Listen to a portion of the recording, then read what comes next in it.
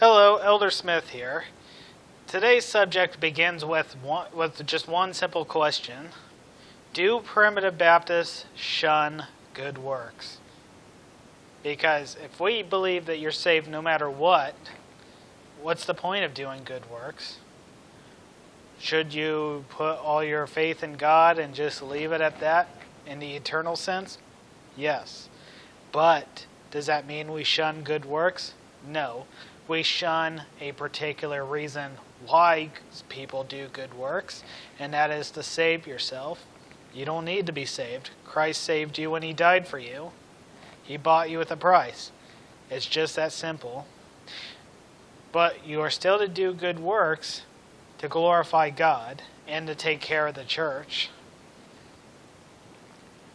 An example is given in James, the 2nd chapter, starting with the 14th verse. It says, "What doth it profit, my brethren, though a man say he hath faith, and have not works? Can faith save him?" And then he goes off to continue to explain in the 15th verse. "If a brother or sister be naked and destitute of daily food, and one of you say unto them, Depart in peace, be ye warmed and filled, notwithstanding ye give them not those things which are needful to the body, what doth it profit?" So my question to you is, what doth it profit in the end? It doesn't profit anything. Even so, if it hath not works, is dead, or even so, faith, if it hath not works, is dead, being alone. Yea, a man may say, Thou hast faith, and I have works. Show me thy faith without thy works, and I will show thee my faith by my works. Well, if you're put in a situation where if someone were to ask you to show your faith without your works, how could you do it? How can you show faith without doing anything? You can't. You can say you believe, but in the end, it'll profit you nothing. Faith without works is in fact dead. I do not like the example some people give about you pray to God that you win the lottery, but if you don't go out and buy a ticket, how can you win the lottery? Well, God doesn't reward people that way. That is gambling, or at least close to gambling. God doesn't reward people in that sense. There are people that win the lottery, but that's by chance and not of God. An example I like is when I first moved to Wapakoneta, Ohio, about 7 years ago, and I got my first job there, which didn't last very long. I lost my job. I won't say where the workplace is, but they didn't really do a good job training people at the time.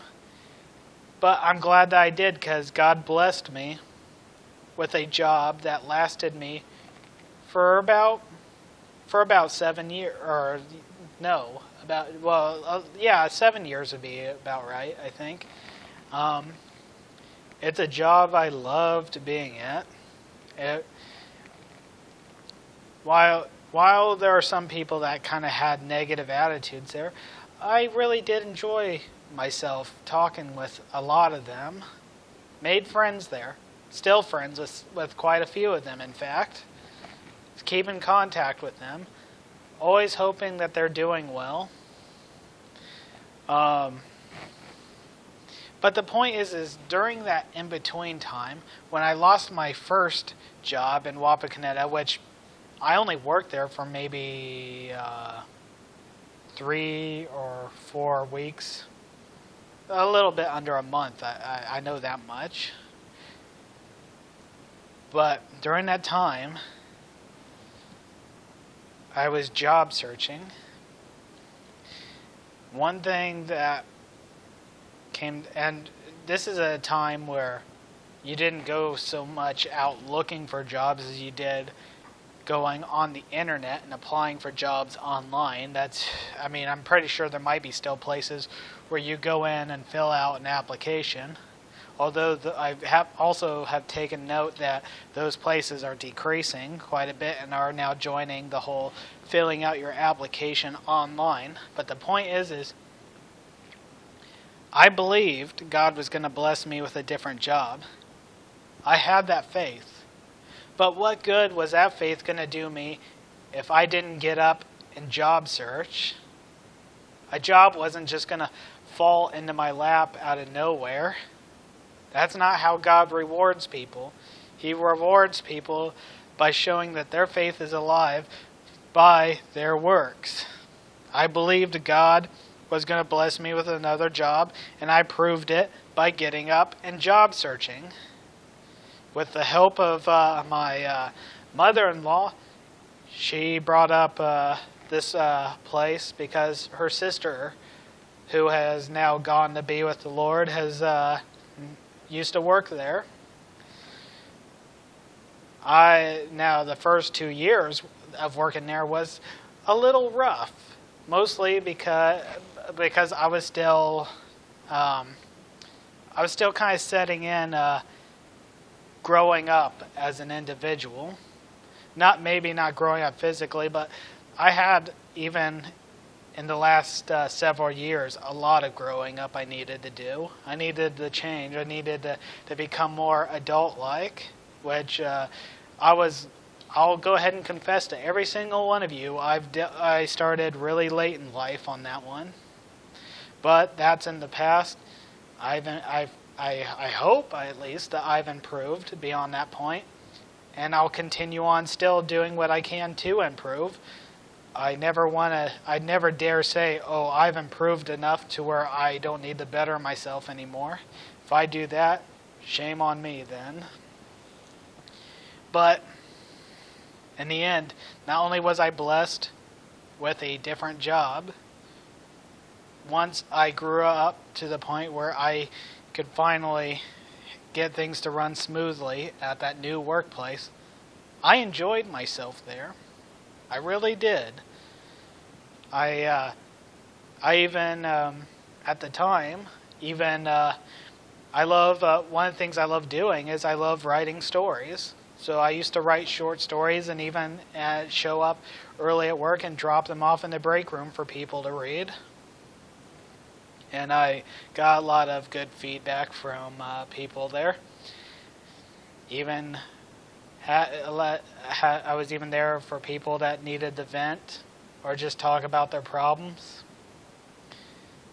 I never thought I would grow as close to people in the workplaces I have, to the point where a year has now gone by and I still think of them fondly. Also, I never would have thought that I'd have a second chance at working at a place like that. But what do you know?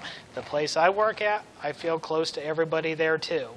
I hope it doesn't sound like I'm bragging, but I'm explaining I hope it's, what I'm trying to do is show how much God has blessed me through the faith that I have. I hope that doesn't sound like bragging either, but I showed that faith through my works. I just didn't sit back, relax, and say, well, God will take care of it all. He could. It certainly is in His power. But God also wants us to teach us, God wants us to learn to not only take care of ourselves, but to take care of our family, our loved ones. How are we learning that if God just hands us everything? He'll help us through the obstacles, but we still got to be willing to put one foot in front of the other and cross through those obstacles. My wife and I truly feel blessed. Oh, we have a long ways to go. Before we can say all our goals are accomplished, which I hope that time never comes. I hope when all the goals that we have so far are accomplished, that we've developed new goals to strive for. We live in a small house now, And I say small house because that's what a lot of people comment on. But it's a house we love being in. And so far, this may change over time. Nothing is set in stone, but it is actually a house that we plan on spending the rest of our lives in. It's a house just big enough to raise a family in, but it's also small enough for an elderly retired couple to sit back and relax in. Although I do plan on building onto the house over time, because I got big plans for that house in the future. That's how, and my wife has been very supportive. Honestly, I don't think God could have blessed me with a better woman than the wife I truly have. She has supported me through thick and thin. Even now, she's been helping me with my more recent plans. But in the end, all of it comes down to one thing: faith by works. I could have sat back and said to myself, well, all these things will happen on its own, or God will do all this for me if I just have faith. But no, that's not the right attitude. If you really believe God's going to do something for you, you got to put forth the effort. You got to do the works. And when you accomplish it, don't forget to give the credit where it's due. Because if God hadn't blessed you on that road, if God hadn't blessed you as you went through the obstacles you needed to go through, if God hadn't blessed you as you did the work, you would have failed every single time. So don't think because you had to do the work that it was all you and God had nothing to do with it. No, God had everything to do with it. For He gave you the skill. He blessed you with the ability. He blessed you with the strength and the endurance and everything you needed to get through all of that. Never think that there is a day or a situation where you don't need God, because that's where you will fail.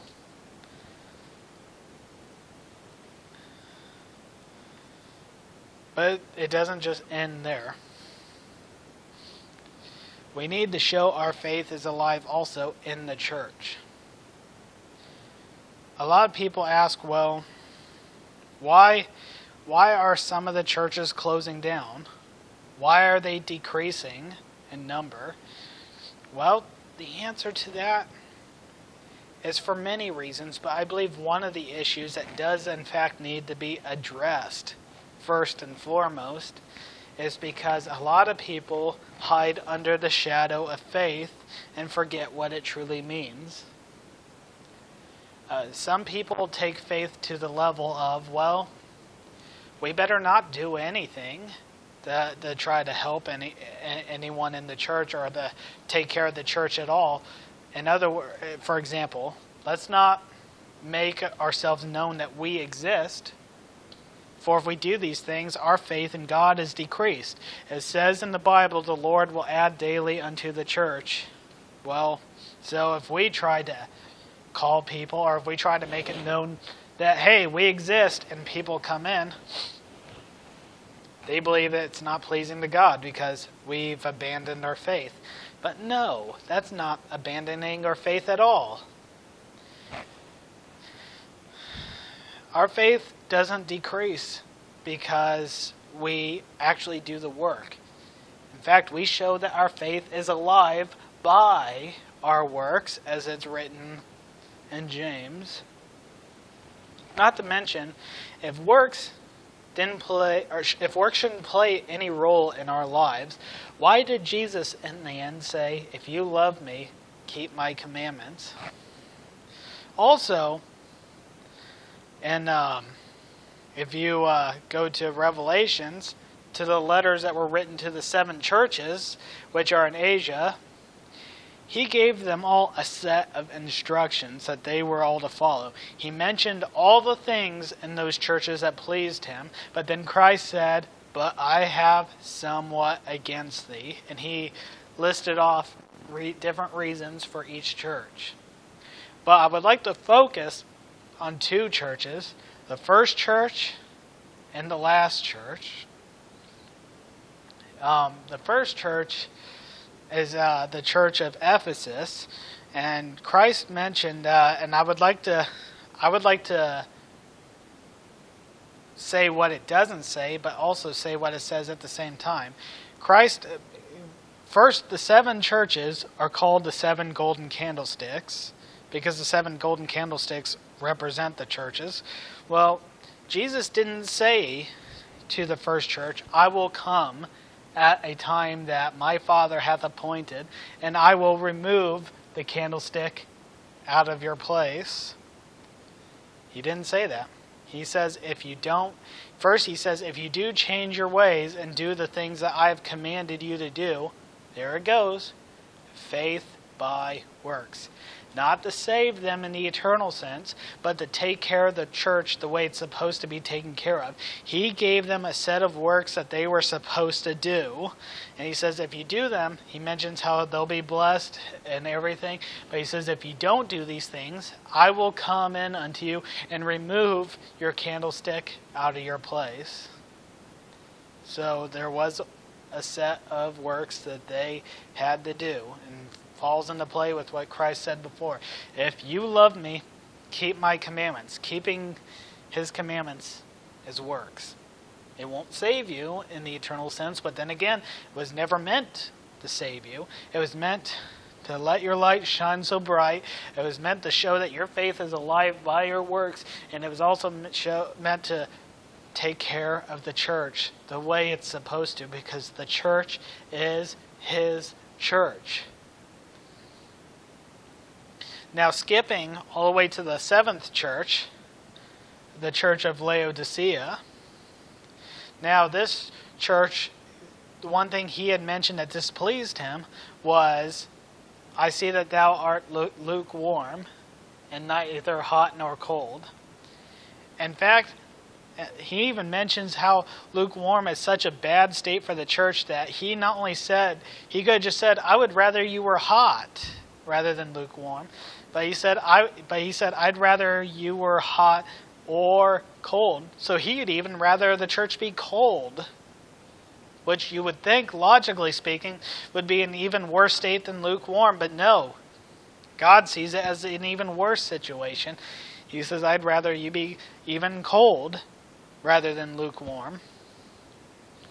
Well, what is a lukewarm church? Or to answer that question, you have to ask yourself, what is a cold church? What is a hot church? If you can figure out those 2 answers, you'll know then what a lukewarm church is. A cold church is a church that needs to get fired up in the spiritual sense. A church that is lacking in all the things that it needs to be taken care of. A church that's ready to die. A church that every member knows is in danger of being closed down if they don't do what needs to be done to take good care of it. What is a hot church then? A hot church is a church that's burning with the Spirit of God. A church that's doing all the works, doing all the things that's supposed to be doing that is pleasing to God. And they keep on working and working and working, and they're showing that their faith is alive. They're keeping the church going strong, and they're not stopping. Because they know that God will keep blessing them if they keep doing what is right. What is a lukewarm church then? A lukewarm church is right in the very middle. A church that's not cold, yet it's warm. Because it's warm, it doesn't feel the need to be heated because it already has heat. They think they have it all. They think they have enough to get by. And they're satisfied with it. And because of that, they're not doing anything work-wise. They're not heating. They're not hot. They're not hot enough to be as blessed as a church that's on fire spiritually. But they're not so cold that they recognize what they don't have. They're not so cold that they feel the need to warm themselves. They don't feel the need to get themselves fired up because they think they have enough. They're at a standstill. A church that has faith but doesn't have works. It is a church whose faith without works is dead.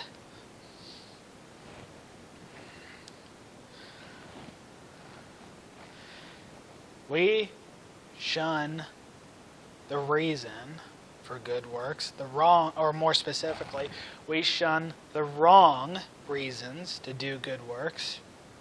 If someone does good works, what is the reason? What is it that their desire in their heart is going for?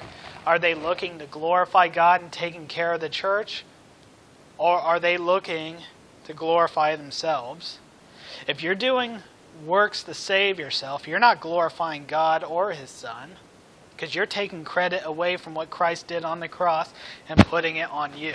Christ may have died for me, but I accepted Him. Christ may have died for me, but I'm the one that allowed Him into my heart. Christ may have died for me, but I was the one that was baptized. Christ may have died for me, but I was the one that heard the gospel. So when you say it that way, guess who's receiving the majority of the credit? And guess who's receiving only just a tiny piece of it? But when you say these exact words, I am saved because I have a God who loves me unconditionally, who loves a worthless sinner like me, for a reason I can't honestly think of, only for the reason that God's love is unconditional and everlasting. And He sent down His only begotten Son, who is in fact perfect, who isn't worthless, and who isn't useless.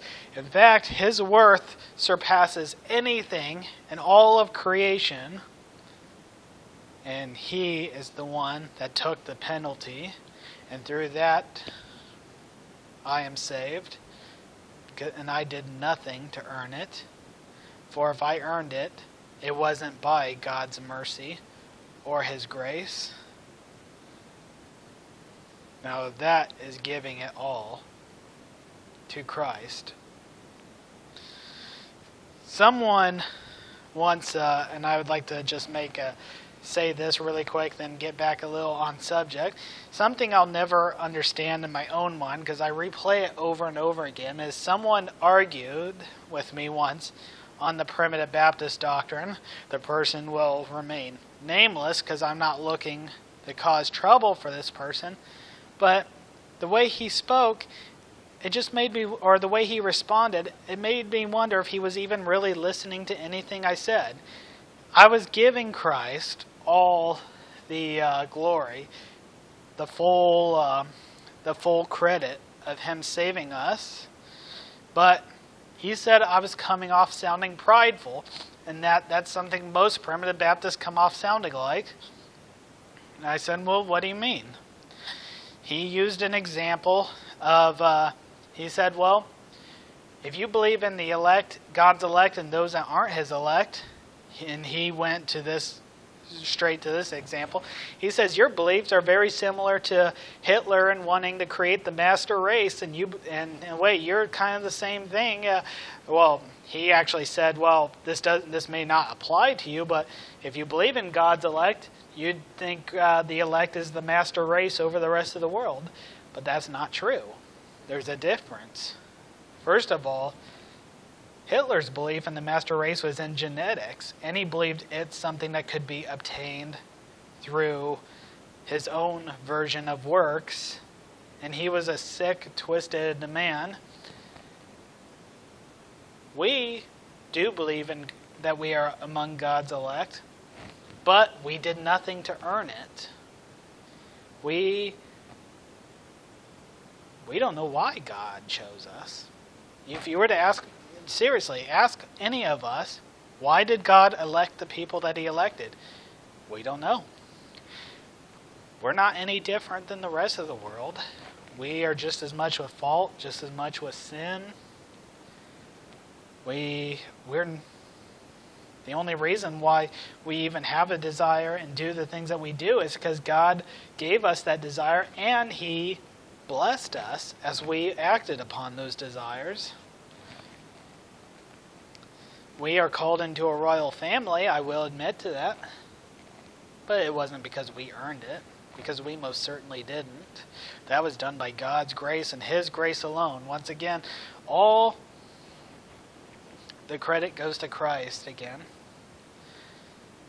Well, someone intervened, which happened to be a family member of mine. He intervened and he spoke about how it was wrong to say that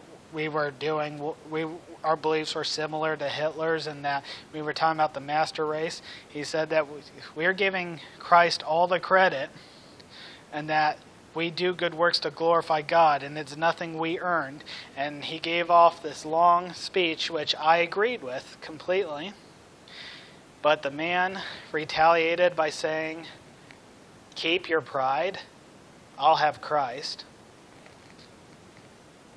I'm not entirely the part I'm having a hard time understanding with that is where is giving Christ all the credit prideful on our part, and how is that us not having Christ? We didn't earn it. What do we have to be prideful of? We're just sinners that if God hadn't blessed, we'd be worthless, useless. We'd have less than nothing. How is that being prideful? It is only with God that we have anything at all. And with God, we all those who have God, have everything, even when they seem to be poor in this world. The credit goes to God and His only begotten Son, our Lord and Savior Jesus Christ. The credit goes to none of us. If it does, how is it by His grace then? Now, I gotten a little off subject. The final example I would like to use, and the whole faith without works is dead, and this proves that primitive Baptists do believe in works, and that is where Christ gave the instructions to one of the other 7 churches, where He says, strengthen those things that are ready to die. Now, if something's ready to die, why do you strengthen it? You strengthen it so in the end it doesn't die. It continues living. I've used this example many times when I preached before the church. In fact, I did it so many times that I don't even remember if I ever used this example in a video previously, but I'm going to say it anyways because I think it's one that's worthy of hearing again. My wife has a spider plant that she has taken care of since she left high school. And bear in mind, that was some time ago. I not going to divulge our ages, but I will say that we both have been out of high school for quite some time now. She always takes as good care of her spider plant as she can. And there was one time where it just looked like it had been neglected and it looked all wilted and brown. I thought it was pretty much dead already. But it wasn't. I'll just say that it was something that was ready to die, but it wasn't dead. I thought it was dead at the time, but it wasn't. She wanted to keep taking care of it, start watering it, and I said, I think personally it's a waste of time. And she's like, you never know, at least let me try. I had no problem with that. What do you know? After some time, it kicked back, and it's still alive to this very day. Looks completely healthy and everything. To me, that's a example. What I just witnessed is an example of what that scripture says. Strengthen those things that are ready to die. If she hadn't strengthened it, it would have died. She strengthened it when it was ready to die, and as a result, it's still living. The things that are ready to die are the churches that are now in danger of closing their doors. Now, how do you strengthen something like that? Well, when she strengthened that spider plant, she actually had to do something. She just didn't sit back and say, well, it'll do it by itself. You just got to believe. She actually grabbed water, started watering it, made sure it had sunlight, took good care of it, and then it kicked back. She did work. And she did that work because she believed if she did, it would be saved. And it was. But the same thing goes to the same rules apply to the churches out there. When the doors of a church are in danger of closing, that is a church that's ready to die. If that church is to remain alive, we have to strengthen those things that are ready to die. To do that, we not only have to believe that God will take care of the church, but we also have to show our faith is alive by us rolling up our sleeves and getting up and doing the work that needs to be done to take care of that church. Because when you do that, you take a church that is cold and you're setting it on a spiritual fire. You're causing it to burn up to where they're now starting to work. They're starting to act more lively. The church is being taken care of. Then all of a sudden you'll see that over time, what was once in danger of closing its doors is now a blessed church once again. Faith without works is dead. But if faith without works is dead, you can believe that faith with works is truly alive. God will bless all our works if our works are done for the right reasons. Wrong reason, doing it to save yourself and trying to take credit away from Christ and putting it on yourself, then those works cease to be good works. But to do them to take care of the church, to do them to make your light shine so bright, to do it to show that you exist as a church, to do it to take care of the church, to do it to strengthen those things that are ready to die so that they may live on, to do it, show that your faith is shown to be alive. Those are the great, incredible, and truthful reasons to do them. All credit goes to Christ in the end, because if you do it for all those right reasons, God will help you, He will bless you, and you will not fail because He blessed you. That's all I feel led to speak about for today. I thank every single one of you for listening. Remember, study to show thyself approved, putting on the whole armor of God, and fight the good fight.